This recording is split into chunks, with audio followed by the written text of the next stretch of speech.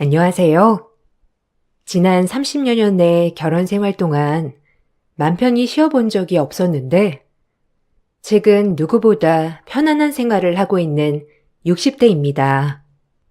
제 또래 친구들도 마찬가지이지만, 결혼을 할 당시에는 가부장적인 분위기가 강했기 때문에 부당한 일이 있더라도 참고 살던 때였는데요.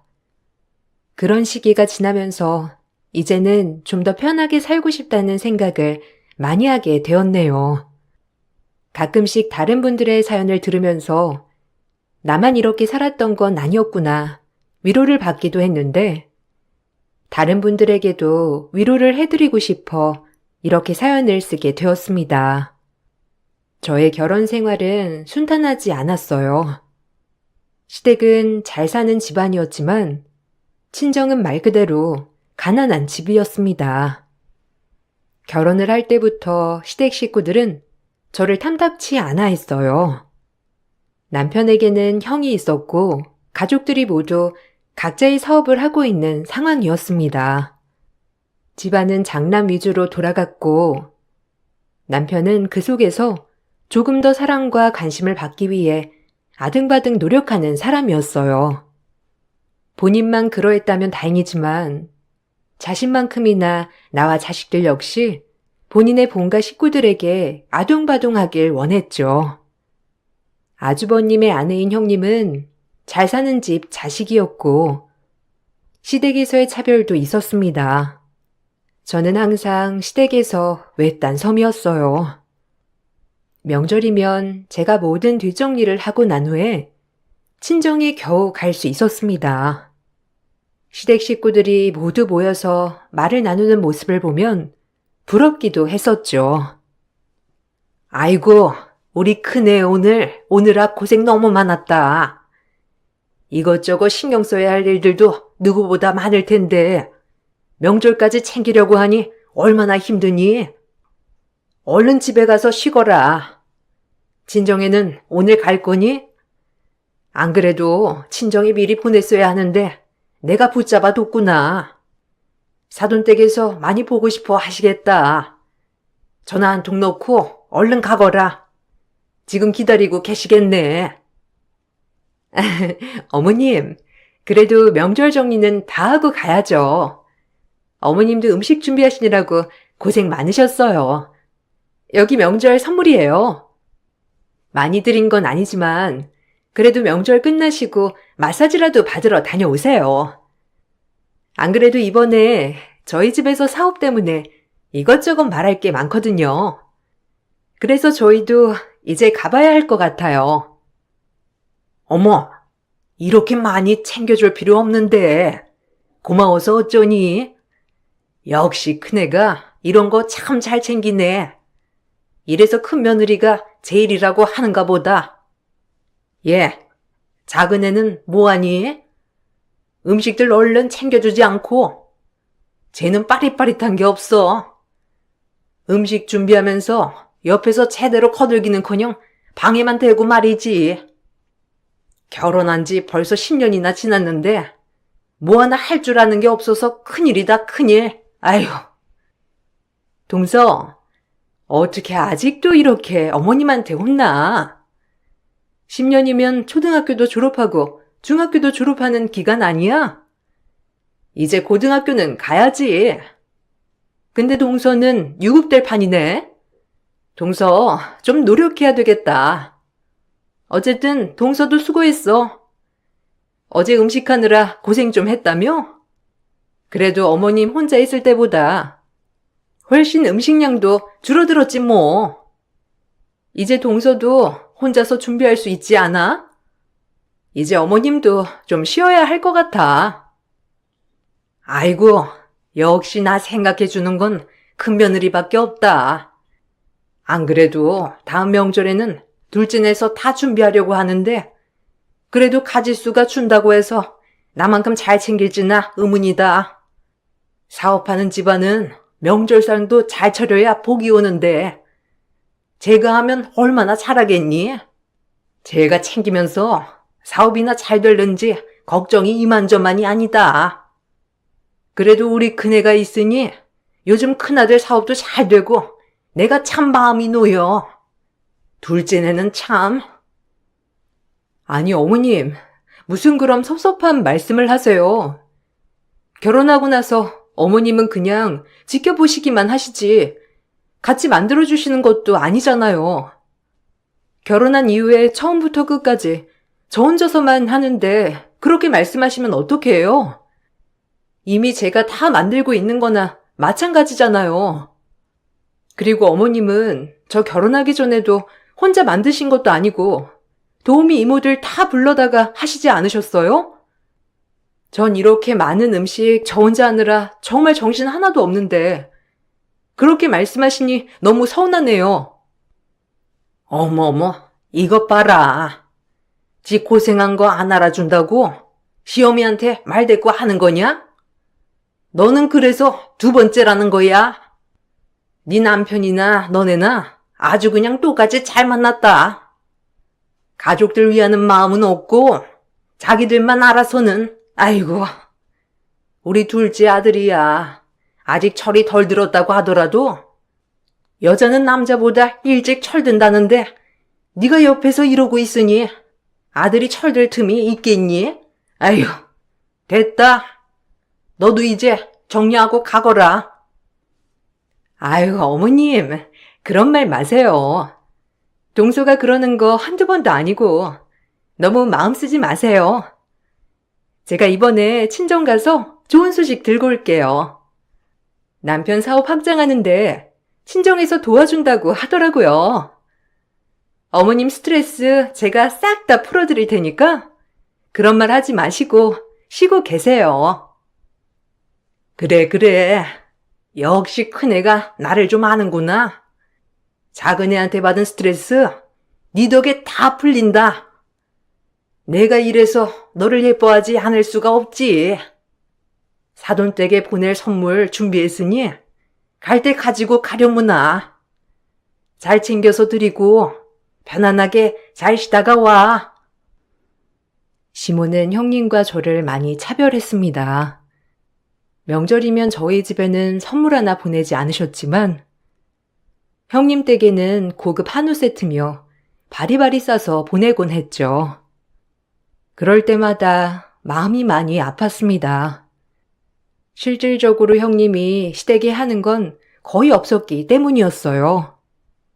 매달 생활비도 저희가 조금씩 부담을 했지만 아주버님과 형님은 명절을 제외하고는 얼굴을 보지도 않았어요. 시아버님이 아파서 입원을 했을 당시에도 간병은 제가 다 했고 병원비도 두 집안이 똑같이 나눠서 부담을 했지만 늘 오로지 시부모의 고마움은 시아버님과 형님에게 향했습니다. 이런 불공정한 대우를 받으면서 남편에게 여러 번 언급을 했지만 남편은 별 수 없다는 반응이었죠. 여보, 당신은 어머님이랑 아버님 너무하시다고 생각해 본 적 없어? 솔직히 10손가락 깨물어서 안 아픈 손가락 없다고 하는데 어머님 아버님한테는 해당 사항이 없는 것 같아. 내가 아무리 잘하려고 노력해도 내 노력은 하나도 알아주시지도 않고 형님은 아무것도 안 하시고 그냥 오는데도 잘한다고 칭찬만 듣고 난 정말 서운해. 솔직히 계속 저러시니까 아무것도 하기 싫어. 에이, 당신 또 왜 그래? 무슨 그런 말을 하고 그래? 당신이 아무것도 안 하면 솔직히 우리 엄마 아빠는 아예 우리 안 보실걸? 지금 상황에서 아쉬운 사람이 잘해야지 어쩌겠어. 당신 내가 뭐 하는 사람인지 몰라? 나도 사업하는 사람이야. 여기에 부모님 입김 들어가지. 엄마랑 아빠 입김이 제일 강력한데 당신이 그마저도 안 챙기면 내 사업 망하는 거야. 당신 고생하는 거 내가 제일 잘 알잖아. 나중에 엄마 아빠도 다 아실 거야. 지금이야 형수님 집안이 빵빵하고 도움도 계속 받고 있으니 그러시겠지만 아무리 그래도 정말 너무하신 거 아니야? 나는 10년을 죽어라 노력하고 있는데 나한테는 그 은한 칭찬 한마디도 꺼내주시지 않으시고. 근데 형님 봐봐. 그냥 참석만 했는데도 너무 잘했다면서 칭찬해 주시잖아. 형님 집안이 좋다는 건 알고 있었지만 대놓고 차별은 너무하지. 계속 이렇게 하시면 나도 시댁 방문하기 불편할 것 같아. 아이, 또 그런다 당신. 그렇게 하면 내 사업이 망한다니까. 당신이 이렇게 말해서 꺼내는 거지만 솔직히 형수님은 실세 중에서도 실세지. 거의 형사업을 끌고 가고 있잖아. 그러니까 형수님 집안이 빵빵하니까 형이 별다른 노력 안 하고서도 잘 나가는 거잖아. 아니야? 막말로 당신 집안이 내 사업 이끌어줄 수나 있어? 그러면 당신 우리 집 일 안 해도 상관없지. 근데 그게 아닌 거 당신도 알잖아. 지금 상황에서는 오히려 우리가 당신 친정에 도와줘야 할 판인데 이런 상황에 무슨 자신감으로 시댁 가기 불편하다는 말을 해? 아무것도 하지 말고 하던 대로만 해. 지금 누리고 있는 것도 없어지지 않게 좀 제대로 하라고. 남편은 어릴 적부터 늘 장남, 장손으로 자신은 뒤편이라고 말을 했지만 불공정한 상황을 바꾸려고는 하지 않았습니다. 오히려 시부모의 대우가 부당하다고 말하는 저에게 배부른 소리를 한다고 핀잔을 주기만 했죠. 그나마 결혼 10년 차까지는 남편이 저를 어르고 달래면서 시댁이 잘하기를 바랬습니다. 그러다가 결혼 생활이 길어지면서 제가 하는 것이 정말 당연한 것인 양 대하기 시작했어요. 그런 남편이 서운하기도 했지만 시댁에 지출되는 금액만큼이나 친정에도 동일하게 지출이 되고 있었기 때문에 망설였던 것도 있었어요. 거기다가 남편은 어르신들에게 하는 것처럼 저희 부모님에게도 잘해주었죠. 그러다 보니 남편에 대한 여러 가지 생각들이 있었습니다. 친정 부모님은 시골에서 농사를 지으셨어요. 농사를 지으시면서 생활을 하고 계셨는데 넉넉한 형편은 아니었습니다. 오래전부터 대대로 사용했던 땅에다가 부모님께서 조금씩 넓혀 나가시면서 넓은 땅을 가지고 계시긴 했지만 그렇다고 해서 땅의 가치가 엄청 높았던 것은 아니었어요. 그래서 부모님께서는 처분하지 않는다면 나중에는 상승할 수 있을 거란 확신을 가지고 계셨습니다. 그러다가 제가 결혼을 할 때 자금이 필요하다고 빈 땅을 처분하셨다는 소리를 들었죠. 결혼 20년 차가 되면서 원래 가지고 있던 땅 주변의 값이 천정부지로 올랐습니다. 시댁 식구들은 다들 될 사람만 되는 거라면서 비웃었었죠. 예, 둘째네 부모님은 얼마나 배가 아프시겠니? 그 땅 10배는 더 올랐다고 하는데 엄청 아까워가지고 어떻게 주무신다니? 그때니 결혼시킨다고 있는 거 없는 거 다 끌어모으느라 처분한 거 아니니? 아휴, 그때 팔지만 않았으면 솔직히 지금 궁상맞게 살았겠어? 내가 다 아깝네, 아까워. 그때 처분만 안 했어도 우리 둘째 아들도 저가댁 덕 보는 건데. 네? 궁상이요? 어머님, 무슨 말을 그렇게 하세요? 저희 부모님 지금도 아주 잘 살고 계세요. 거기다가 지금까지 건강하시고요. 건강하시니까 지금까지 저희한테 손 안 벌리고 일도 꾸준히 하실 수 있는 거예요. 어머님이 그렇게 말씀하시니 정말 섭섭하네요. 건강하게 살고 계시는데 왜 그렇게 말씀하세요? 아이, 동서, 너무 예민하다. 어머님이 걱정돼서 하는 말이지 무슨 나쁜 의도로 그렇게 말씀하셨겠어? 그런 게 아니라는 거 난 딱 들어도 알겠는데 동서 너무 자격지심 심한 거 아니야? 솔직히 어머님네야 형편이 넉넉했지만 동서네는 결혼할 때 그런 거 아니었잖아. 동서네 부모님도 엄청 부담 느끼시고 처분하셨겠지. 뭐 그런 말씀 하신 거 아니시겠어? 그래. 우리 큰애가 내 말 뜻을 똑똑히 아는구나. 우리 큰애만 아니면 아주 그냥 내가 나쁜 시모인 줄 알겠어. 예, 너는 내가 무슨 말만 하기라도 하면 다 그런 식으로 배뱉고 와서 받아들이는 거니? 어디 무서워가지고 뭔 말이라도 하겠어? 그냥 내가 너한테 말을 하지 말아야지. 아휴. 아니, 동서는 왜 어머님 말을 그렇게 받아들여서 이 난리를 피우고 있어? 어머님이 걱정돼서 그냥 하시는 말씀을 가지고 말이야. 땅값이 엄청 뛰었다고 하잖아. 그게 얼마나 아까우시면 이렇게 말을 하시겠어? 동선의 집도 잘 살 기회였는데 그걸 날린 거잖아. 그래. 우리 큰애 말이 맞다. 우리 큰애처럼 마음 넓게 받아들이면 얼마나 행복하고 좋니? 너는 그 심보가 못 돼가지고 안 되겠다. 네가 그렇게 사람 말을 받아들이니 남편 일도 제대로 안 풀리는 거야. 아주 그냥 옆에서 도와줘도 모자랄 판국에 안 되라고 빈다 빌어. 시댁에서는 제가 뭔가라도 기분이 나쁜 티를 낸다면 제 심보가 못 돼서 남편 일이 잘 되지 않는 거라면서 말을 하기도 했습니다. 그러니 시댁 식구들과 만나는 자리에서는 한 귀로 듣고 한 귀로 흘리는 일들이 많았죠. 그렇게 시댁 식구들은 저희 집을 무시했어요. 시간이 흘러 남편의 사업은 탄탄대로 잘 흘러가고 있었지만 아주버님의 사업은 위기를 맞고 있었습니다. 상황이 나빠지자 남편과 아주버님은 공동대표로 함께 사업체를 운영하게 되었습니다. 분명 아주버님의 위기를 남편이 도와주는 상황이었지만 시댁에서는 남편의 사업 때문에 아주버님이 희생을 한다고 생각을 했죠. 아이고, 우리 큰아들이 동생 때문에 고생을 하는구나.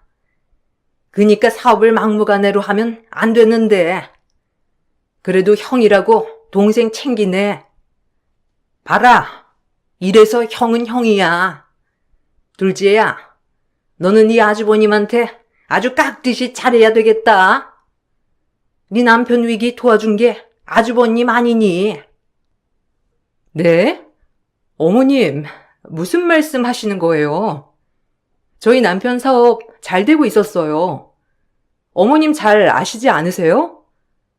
저희가 아니라 아주버님이 위기에 있으셨던 거잖아요. 이번에 아주버님 사업이 어려워지면서 남편한테 같이 하자고 한 거 아시잖아요. 그렇게 자꾸 진실이 아닌 말씀하시면 저도 이렇게 꺼낼 수밖에 없죠. 아니, 너는 무슨 소리를 하는 거야? 원래 형만한 아우가 없다고 하는 게 다 맞는 말이야. 우리 장남이 잘하니까 사남이 알아서 잘 되는 거지. 무슨 소리를 하는 거냐? 그리고 사업은 잘 될 때도 있고 안 될 때도 있는 거다. 너희는 지금까지 평생 못 살다가 어쩌다가 기회 얻은 거지. 네 형은 지금까지 평생 잘 되다가 약간 어려워진 건데 뭐가 다르겠니? 우리 큰아들이 잘 안 했어 봐. 둘째 아들이 사업 같이 하자는 거 받아줬겠어? 다들 잘하니까 같이 운영하자는 소리가 나오는 거지. 어머님, 자꾸 그렇게 말씀하시니까 저도 남편도 너무 서운하네요. 지금까지 저희가 해온 것은 왜 아무것도 신경을 안 쓰시는데요? 왜 우리는 무시하는 건데요? 이렇게 자꾸 말씀하시면 저희도 어머님, 아버님께 해드릴 마음이 전혀 안 드는 것 같아요. 아이구야, 네가 지금껏 뭘 했다고 난린 거니? 누가 들으면 무슨 시집살이도 격하게 시킨 줄 알겠다. 집도 따로 살아. 해봤자 명절 때 아니면 제대로 보인 적도 없고. 이래서 있는 집 자식이랑 결혼시켜야 한다는 말이 나오는 거다. 안 그러니 큰애야? 너는 여기 와서 고상하게 포미 지키면서 사는데 쟤는 무슨 쌍딱인지 무슨 말만 하면 싸우자고 덤벼드니? 아휴, 아무리 내가 나이 많은 시엠이라고 해도 제가 저러고 있는데 무서워서 뭔 말을 하거나 싶겠어? 그러게요, 어머님. 가족들 다 있는 앞에서 저렇게 말할 필요가 있나 싶네요. 너무 신경 쓰지 마세요, 어머님. 이번에 합병되면서 잘 풀리면 더 잘 될 거예요. 동서도 이제 그만해. 어머님이 나쁜 뜻으로 그런 말씀 하셨겠어? 원래 어떤 집안이든지 장남이 잘 돼야 가정이 편안한 거지. 그것도 몰라? 시댁에서는 당연 이번 일도 큰아들이 배포가 좋아서 공동대표가 된 것이라고 했지만 그런 말을 아주버님과 형님은 바꾸지 않았죠. 무엇보다 답답했던 것은 남편이었습니다.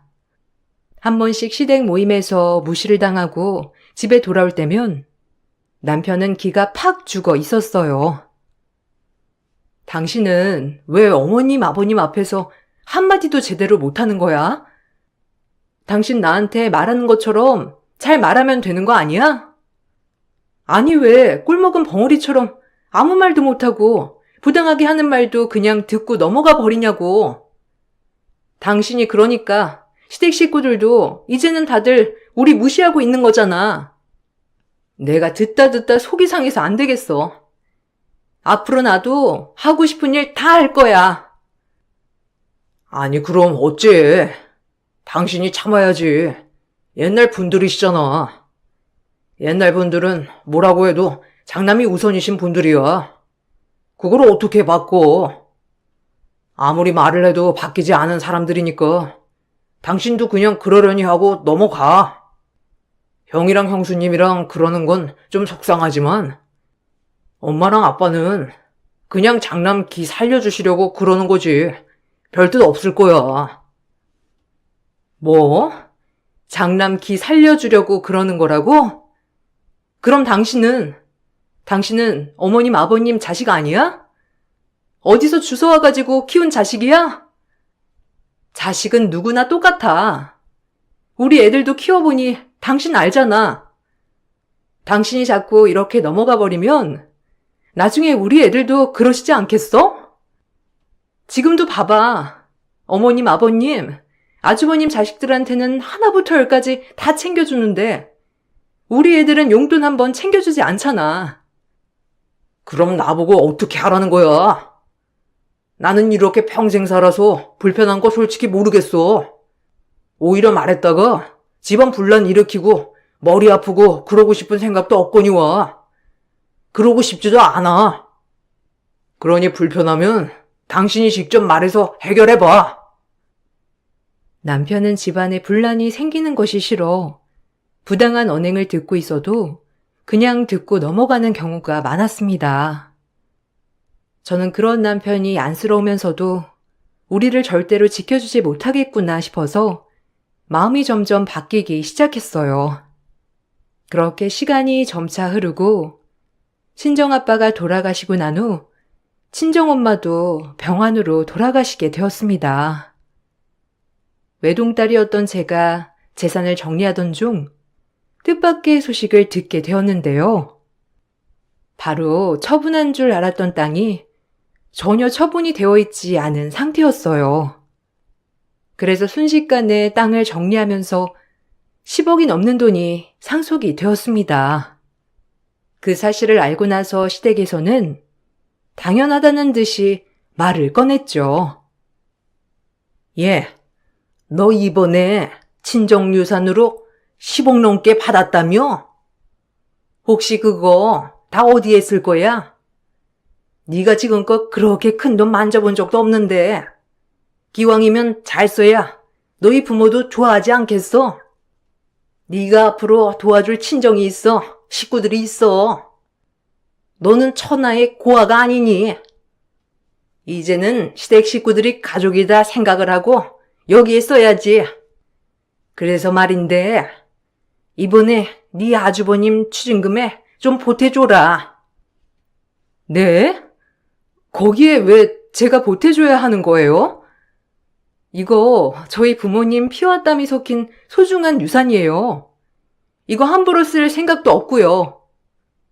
그리고 거기에 보태줄 필요는 없을 것 같아요. 어머님이 항상 말씀하셨잖아요. 큰형님네가 더 잘 산다고요. 그렇게 잘 사는 형님네가 알아서 잘 해결하지 않겠어요? 아니, 너는 무슨 말을 그렇게 섭섭하게 하니? 그래, 네 아주버님이 알아서 잘 해결할 수도 있겠지만 이왕이면 가족들이 도와주는 게 그림이 더 좋지 않겠어? 네 남편 사업도 아주버님이랑 잘 돼야 그것도 슬슬 잘 풀리는 건데 다른 거 다 필요 없고 탈세 추징금으로 나왔던 돈 있다. 거기서 6억 정도만 처분을 해주렴. 아, 탈세까지 하셨어요? 그래놓고서는 제가 도와주기도 해야 하는 거고요. 그렇게 돈 빼돌려가지고 어디다 두셨길래 추징금까지 못 내세요? 아, 저한테 말씀하시지 마시고 형님한테 말하면 되겠네요. 저보다 형님이 훨씬 더 잘 사시고 형님이라면 잘 도와줄 친정도 있잖아요. 그냥 형님이 알아서 잘하실 텐데 왜 나서가지고 뒤엉키세요? 아휴, 너는 하나밖에 없는 재수씨인데 좀 도와줄 수 있지 않니? 그리고 6억이 무슨 껌값인 돈도 아니고 실질적으로 가지고 있으려면 비용도 들고 정신도 없고 힘들지. 아휴, 싫으면 됐다. 그거 가지고 애걸복걸 하기도 싫다. 대신 여기 내주기 싫으면 이혼하거라. 이제 너는 이 집 사람이 아니니 당장 짐 빼. 시모는 아주버님의 탈세 추징금 6억 원을 납부하지 않으면 이혼하라고 이야기를 했습니다. 처음에는 그래도 제 편을 들어줄 거라 생각을 했죠. 그렇지만 그 기대가 무너지게 된 것은 얼마 못 가서였습니다.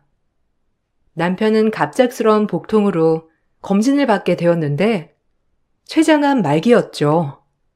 극심한 복통과 함께 황달이 심해졌고 상태는 날이 갈수록 심해졌어요. 남편은 시모가 저의 유산을 마치 맡겨놓았다는 듯이 아주버님의 추징금으로 보태라는 말을 하자 더 이상은 안 되겠다 생각이 들었는지 모든 사람들이 있는 자리에서 저와의 이혼을 언급했습니다. 둘째, 너는 이 집 사람이라고 하면서 네가 가지고 있는 돈은 손에 꽉 쥐고 풀려고 하지를 않는구나. 네가 그렇게 하면서도 이 집 사람으로 인정을 받을 수 있다고 생각한다면 대단히 착각하고 있는 거다.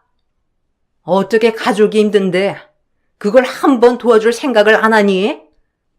네가 그 큰 돈을 벌어본 것도 아니고 한순간에 꽁돈처럼 온 거잖아.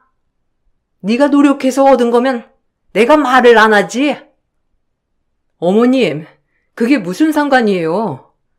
어머님 저희 부모님 매번 무시하셨잖아요. 시골에서 농사도 짓고 넉넉하지 않다고요. 거기다가 시골에 가지고 있는 땅도 무시하시면서 그 땅값 오르려면 몇십 년은 더 기다려야 한다면서 비웃었던 게 어머님이세요. 근데 뭐라고요? 그 돈으로 아주버님 탈세금을 내자고요? 참 어이가 없네요. 그래? 어이가 없어? 그럼 어쩔 수 없지. 너 추징금 안 낼 거면 당장 집에서 나가렴. 나는 우리 가족을 가족으로 생각하지 않는 사람이랑 더 이상 같이 있고 싶지 않으니까 빨리 나가라고. 어디 건방지게 시애미한테 말대꾸야? 넌 이제 아웃이다, 아웃. 엄마, 제발 그만해. 어떻게 뻔뻔하게 그런 요구를 할 수 있어? 지금까지 한 번이라도 우리 아내한테 칭찬해 준 적 있어? 뭘 해도 당연하다고 생각했었잖아. 엄마가 내쫓기 전에 내가 우리 아내 놔줄 거야. 우리 이혼할 거니까 그렇게 알아. 그렇게 저는 시댁 식구들에게 해방이 되었죠. 남편의 상태는 날이 갈수록 더욱 심해졌습니다. 이혼을 했다고 선언을 한 이후에도 시모는 계속해서 저에게 연락을 해 오기도 했습니다. 계속 연락을 해오자 한번 받아봤더니 정말 어처구니 없는 말을 꺼내더라고요. 너는 어떻게 어른이 전화를 했는데 한 번을 받질 않니? 왜 이번에도 안 받고 그냥 넘어가지 그랬어? 아주 그냥 이혼했다고 다냐? 아무리 그래도 예의는 지켜야지. 네 전남편 보험 어디다 들었는지 알고 있지? 그거 수익자 변경 좀 해야 되겠구나. 그거 다 네 이름으로 되어 있을 거 아니니? 이제 곧 가면 그거 네가 받으면 안 되니까 얼른 바꾸자. 그걸 왜 바꿔야 하는데요? 그리고 남편한테도 말해보셨어요? 남편은 바꿀 생각 없는 것 같은데요. 저한테 물어보시지 마시고 아드님한테 물어보시지 저한테 말하세요. 혹시 남편 동의도 안 받고 그냥 변경하려고 하신 거예요? 그런 거 안 됩니다. 그리고 벌써부터 보험금 타령하시는 걸 보니 아드님 아프신 거 하나도 슬프지 않으신가 봐요. 내가 왜 안 슬퍼? 충분히 슬프지. 근데 산 사람은 살아야 할 거 아니니? 그 보험금 받아야 우리 큰아들도 빨리 추징금 내고. 어쨌든 내가 너한테 이런 것까지 일일이 설명할 필요는 없지 않니? 아무튼 보험계약 좀 변경하자. 변경하는데 오래 안 걸린다고 하니까 오늘 말 나온 김에 빨리 해서 끝내자. 나도 네 얼굴 보고 싶지 않으니까. 아니 그니까 제가 왜 해드려야 하는데요. 어처구니 없는 말씀하지 마시고 얼마 안 남은 아드님이랑 좀 시간 보내세요. 어머님, 아드님 두 분 아니세요? 큰아들만 있는 게 아니고 작은 아들도 있다는 거 잊지 말았어야죠. 내가 왜 둘째 아들을 안 챙길 거라고 생각해? 너도 엄마면서 왜 그런 말을 하지? 내 아들은 내가 알아서 챙겨. 네가 걱정할 건 아닌 것 같다. 그리고 네가 뭔데 내 아들을 챙기라 말아야? 내가 너보다 훨씬 생각하는 게 당연하지 않니? 시모는 끝까지 큰 아들만 생각하는 사람이었습니다. 남편은 결국 죽을 때가 다 되어서야 자신의 부모님이 오로지 큰 아들을 위한다는 걸 알게 되었죠. 이미 후회를 해보았지만 늦은 상황이었습니다. 그렇지만 이혼을 했다고 하더라도 남편은 끝까지 저에게 무언가를 해주고 싶어 했어요. 아마 지난 세월에 대한 보상이지 않았나 싶습니다. 나 이제야 알았어. 전에는 엄마가 하도 형만 챙기길래 엄마 몸은 하나고 자식은 둘이니 그냥 첫째부터 챙기는가 보다 이렇게 생각을 했었거든. 근데 내가 아프니까 엄마가 어떻게 하는지 딱 보이네. 우리 집은 평생 형만 보면서 살았던 거야. 이렇게 내가 아픈데도 불구하고 한 명도 내 병간호를 하겠다고 나서질 않네. 결국 이혼한 전처가 나를 돌보고 있다는 게 말이나 돼? 그러게. 생각보다 더 너무하시네.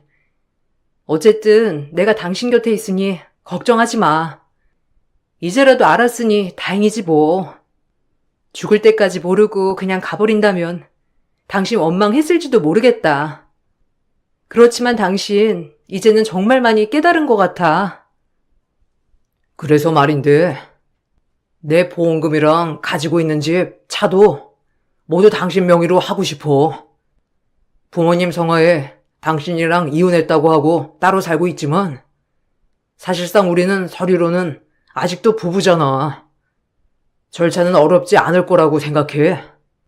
그동안 당신 정말 고생 많았어. 내가 곰곰이 생각을 해보니 누구보다 고생한 건 당신이겠더라고. 부탁이 있는데 만약에 나중에 시댁 식구들이 찾아가더라도 절대로 도와주면 안 돼. 알았지? 남편은 세상을 떠나기 전 재산에 대해서도 모두 정리를 해두었습니다.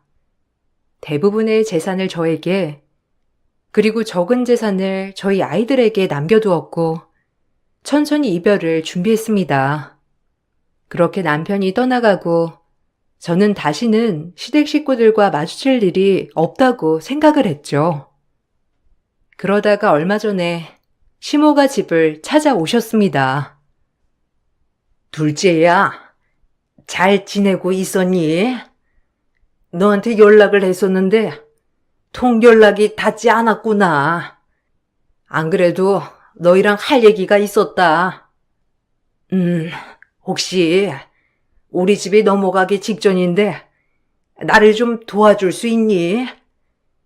아들 사망보험금 지금 다 쓰진 않았을 거 아니니? 큰아들이랑 큰며느리가 아주 그냥 사업을 제대로 말아먹었어. 이제 집이 넘어갈 판국이라 생각나는 곳이 여기밖에 없어 찾아왔다. 나 좀 도와다오. 이번에만 도와준다면 내가 이 은혜 제대로 갚을 테니 한 번만 좀 도와줘. 아니, 그 똑똑하고 잘난 아주버님이랑 형님이 왜 사업은 망하셨는지 모르겠네요. 아니, 사업이 잘 될 때도 있고 안 그럴 때도 있다면서요. 그런 거 가지고 너무 뭐라고 하는 거 아니라고 어머님께서 그러셨잖아요. 근데 왜 여기 와서 도와달라고 하세요? 지금 안 되세요? 그럼 좀 기다리시면 되잖아요. 기다리면 잘 될 때가 오겠죠. 그러니 이런 말씀 하시려고 오지 마시고 제발 눈앞에서 사라져 주세요. 아이고, 둘째야. 너 이렇게 독한 사람 아니었잖니. 예정을 봐서라도 한 번만 도와주거라. 내가 한 번만 도와주면 평생 잊지 않고 갚아가면서 살 테니 조금만 도와주렴. 둘째 아들 죽고 나니까 사업도 영 형편없고 제대로 운영도 못하더라. 내가 미쳤지. 큰애라고 매번 감싸 안고 살았던 내가 미쳤어. 정말 미안하다. 내가 미안해서 너한테는 할 말이 없지만 도와줘. 아니요. 절대 도와드릴 일 없습니다. 남편 마지막 유언 들어보셨던 적 없으시죠? 그날도 큰아들 챙기느라 작은아들 마지막 모습도 못 보셨잖아요. 그때 절대로 당신들 도와주지 말라는 게 우리 남편의 유언이었어요. 얼마나 오죽했으면 아들이 그런 말 남기고 갔을까 좀 생각해 보세요. 아마 당신들은 생각해도 알아차릴 수나 있을지 모르겠지만 아이고, 둘째야. 내가 잘못했다. 우리 이러다가 정말 길거리에 나앉게 생겼어. 한 번만 도와다오. 우리 둘째 아들이 그런 말을 남겼을 리가 없다. 내가 다 잘못했으니 한 번만 도와다오. 시모는 한 번만 도와달라며 애원했지만 저는 절대 도와줄 수 없다며 단호하게 말했죠. 결국 시댁 명의로 되어 있던 부동산과 여러 재산들을 모두 날리게 되었고 시댁 식구들은 아무것도 없는 원룸에서 함께 생활을 하고 있다고 합니다.